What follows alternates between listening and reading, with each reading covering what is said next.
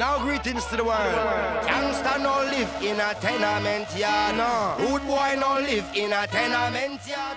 Today's video, we're going to be doing a beat remake for Bam off Jay-Z's latest released album, 444.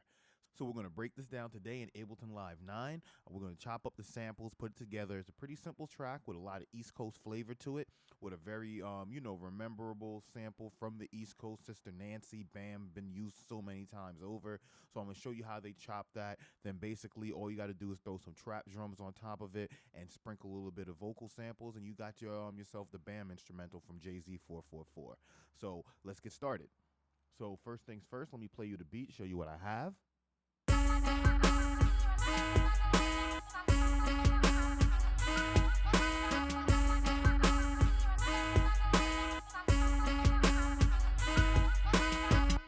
Alright, so now I took all the original samples, put it together. Now the drums may not be the best rendition of how No ID did it, but it was the closest I could get because I'm not the best trap drummer out there, so I'm still working on that. But the point to be said is, you took those drums, you trap them up. So to get the basic essentials out the way that was used for the track, he used a Sister Nancy sample, Bam, and he used an 808 drum kit. Now I'm using a stock 808 drum kit from inside of Ableton Live 9. You could use any one of your choice, whether it be from Logic, Machine, wherever you have your 808s. Then from there, you're going to take your Sister Nancy sample, and we're going to isolate this and get the chopping. So first things first, let's go over here. Sister Nancy sample, this is the original, but when we play it back, we can see they only use the beginning section.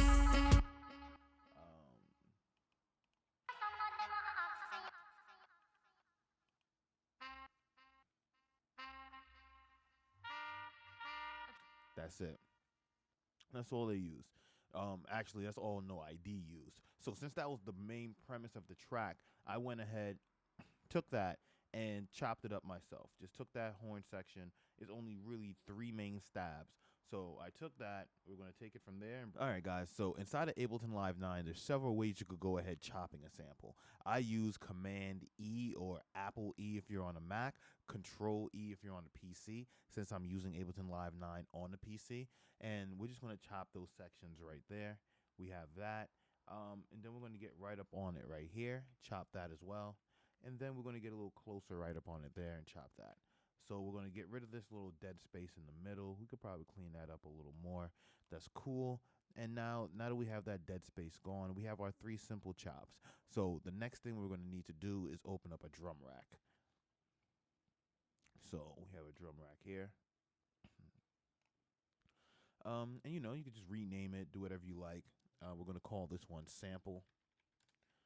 We're going to tab back over, and then with the sample, just make sure on your keyboard, because I'm using my keyboard to do everything, I just want to make sure when I press the keys on the keyboard, it is already aligned to the actual pads on the drum rack. So we're just going to take that and take all 3 of our samples and just drop them right in there. And then we're going to play them with the AWS keys. All right, now let's play them.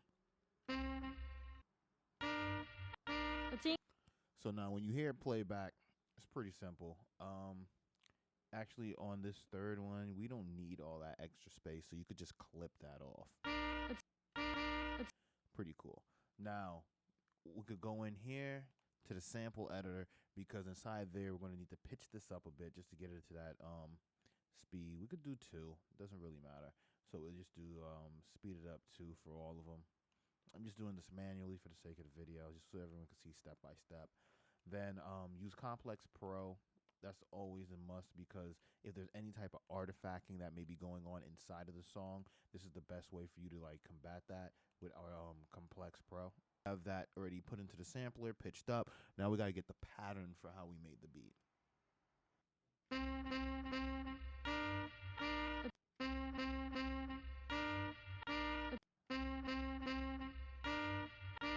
Into that back.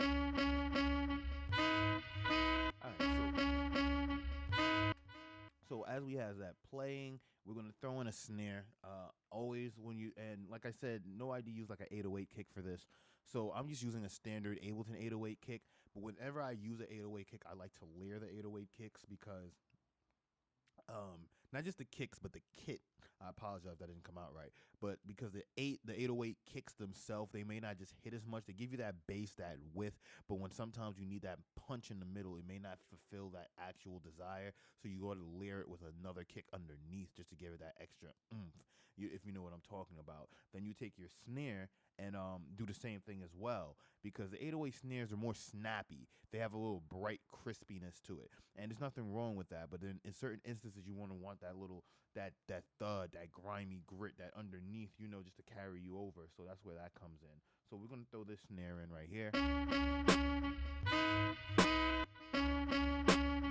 Basic 4 to the floor pattern with the snare. Then I'm gonna throw in some kicks. Like I said, you always gotta layer the kick. So I use the same pattern for the kick for the 808 onto the bottom kick, so it has like the same, when they hit, they all hit at the same time to give you that same layering.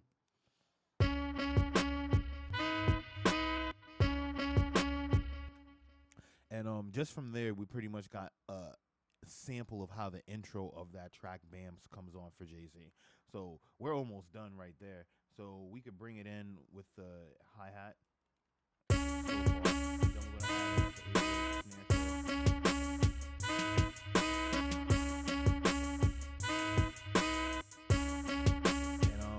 Honestly, guys, it's pretty much done. This sample out.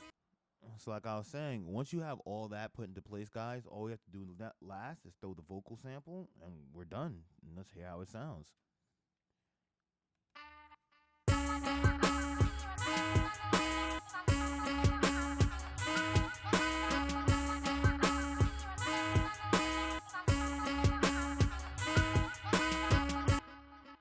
And now for the vocal sample, I don't want to make it seem like I didn't shed light on how that came about.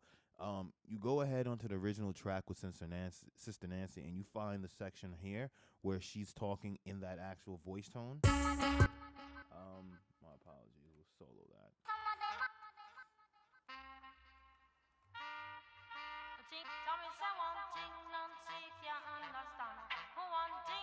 So that's basically all it is. When you listen to the track carefully, all they did as far as No ID was take this vocal sample, chop it up, and spread it across the back, a back track to give it that sample voice in the background that sounds pretty cool throughout sample tracks.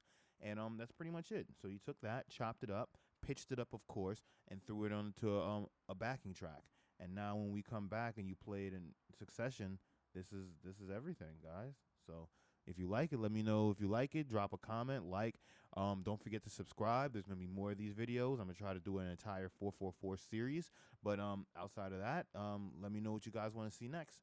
Till next time, take care.